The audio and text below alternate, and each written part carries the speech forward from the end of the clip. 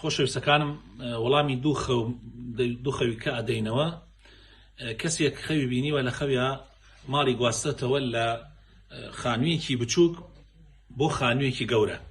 ئەوە بە ئیزنی خوای پەروەردگار لە حاڵەتێکی ناڕەحەتی و ناخۆشیەوە ئینشاءالله دەرباز دەبێ بۆ حاڵەتێکی خۆشی و فراوانی بە ئیزنی خوای پەروەردگار. ئینشاءالله گەرتەن لە تنگانەیە کابێ ئایا لە بواری معیشیەوە یا لە بواری ڕۆحیەوە یا لە هەر بوارێکی ترەوە لە ژیانە ئینشاءالله ڕزگارێ بێ و ئەکەوێتە خۆشی و فەرحانە بە ئیزنی خوای پەروەردگار.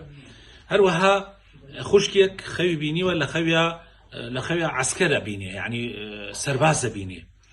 بینینی سەرباز طبعا ئەو خوشکە باسی نەکردووە ئایا کچە یا ژنە. ئەگەر کچ سەرباز ببینێ، سەرباز لە خەوە بۆ کچ ئینشاءالله بە ئیزنی خوای پەروەردگار زەواجە، بە ئیزنی خوای پەروەردگار زەواجە. و بۆ ژنیش بە ئیزنی خوای پەروەردگار ئەو کەسەی ژن بێ و عەسکەر ببینێت، سەرباز ببینێ، ئینشاءالله ئەمان و ئیستقرارە بۆ خۆی و بۆ ماڵ و مناڵی بە ئیزنی خوای پەروەردگار. والله ئەعلەم.